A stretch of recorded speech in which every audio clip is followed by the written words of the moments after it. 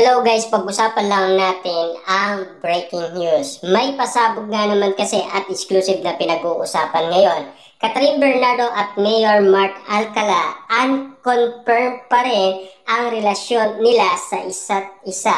Papaano nga naman kasi walang ebidensya, walang resibo at walang naniniwala umano kay Ogie Diaz. Papaano nga naman kasi natuklasan na nila kung saan kumukuha ng idea si Ogie Diaz, walang iba kundi sa apps ng Reddit at sa mga netizens. Dahil ang mga netizens ay yung mga sinasabi din nila na pinagkakaguluhan daw si Mayor Mark Alcala at Catherine Bernardo, pero wala naman ni isang proof na maipakita yung mga taong nandoon na sinasabi ng netizens. Hanggang ngayon, unconfirmed pa rin ang bali-balita umano kina Mayor Mark Alcala at Catherine Bernardo. Buti pa daw yung pagpapakita ng idea ni Catherine Bernardo kung bakit nga naman siya nagbibigay ng resibo at ebidensya kung bakit niya mahal si Daniel Padilla at kung bakit bukang bibig niya pa rin si Daniel Padilla kasi nami-miss niya. Yan kasi ang sinasabi umano ng mga iba't ibang kaibigan ni Catherine Bernardo at lalong-lalo na umamin itong si Catherine Bernardo. Yun ay sapat ng marinig natin na galing mismo kay Catherine Bernardo. Kaya tayo ay naniniwala umano sa sinasabi ni Catherine Bernardo at lalong-lalo na yung mga pinapakita niya. Kaya nga naman kasi ang mga netizens at mga sawsawerang kapitbahay galit na umano sa nagbabalita kay Mayor Mark Alcala at Catherine Bernardo.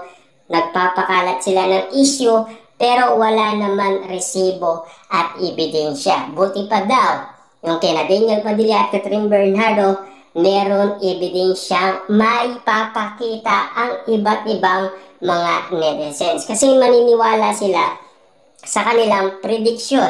Yun kasi ang gusto nilang paniwalaan. Kasi yun din kasi ang pinapakita ni Catherine Bernardo at Daniel Padilla. Siyempre, katotohanan nga naman. Dahil yun ay pinang-aawakan nila. Lalong-lalo na kasi kung ini-evaluate nila ang mga pangyayaring ginagawa ni Catherine Bernardo. Siyempre, alam naman natin, mahirap kalimutan ang nasabing 11 years na relationship ni Daniel Padilla at Catherine Bernardo. Lalong-lalo na kasi marami pa rin naniniwala na baka magkaroon ng balikan.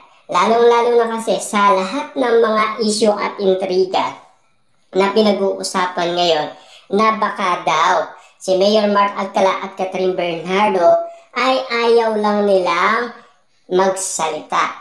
Ganon din naman kasi sina Alden Richard at Catherine Bernardo. Walang pagkakaiba sa issue ni Mayor Mark Alcala at Catherine Bernardo. Si Alden din ganyan din lumalayo sa press at ayaw niya umano magsalita.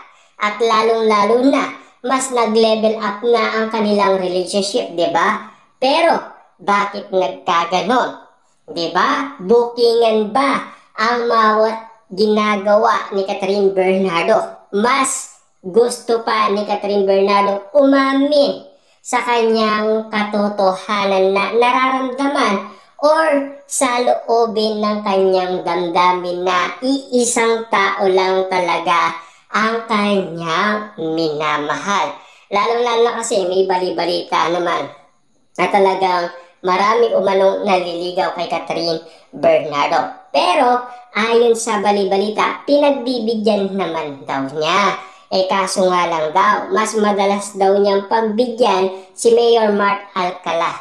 Pero hindi naman masaya si Catherine Bernardo. Bakit kaya? Kita niyo naman, no? Yung ginagawa ni Catherine Bernardo, ginagawa niya ito kay Daniel Padilla. Mas nagpaparamdam nga naman kasi si Catherine Bernardo kay Daniel Padilla. Hindi siya nagpaparamdam umano kay Mayor Mark Alcala at Alden Richard. Kahit na yung first crush ni Catherine Bernardo ay hindi rin. Lalo-lalo na si Daniel Padilla lang ang tunay niya talaga minamahal. Hindi naman siguro gagawin yun ni Catherine Bernardo kung walang kadahilanan.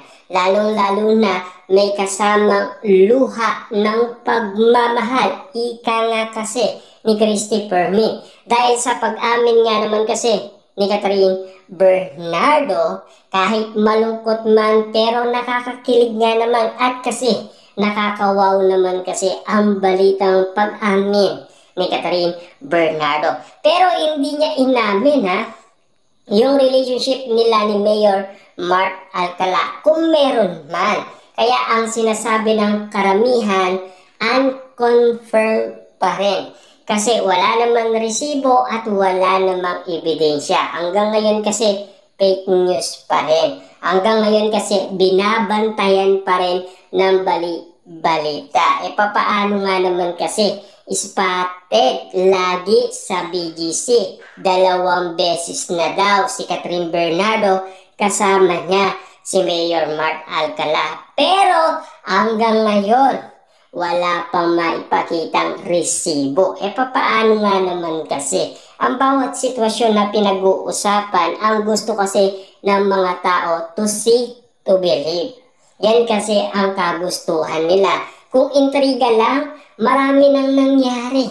Eh siyempre, yung nangyari lang kay Ma'am Bernardo na pag-follow, unfollow, at lalo-lalo na meron nababalitaan na matalik na kaibigan ni Catherine Bernardo na pinalo niya si Mayor Mark Alcala at ang kanyang sinasabi magkamuka na daw si Catherine at Mayor Mark Alcala.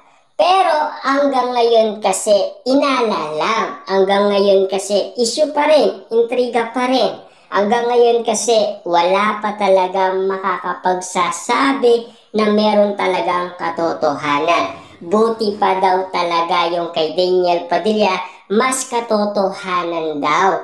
Kasi si Catherine Bernardo na mismo kasi ang nagbibigay ng idea at nagpapakita para at least mapansin natin. Kasi nagpapapansin nga naman siya kay Daniel Padilla. Kung hindi nyo alam ang tungkol sa kanya, hindi nyo talaga alam.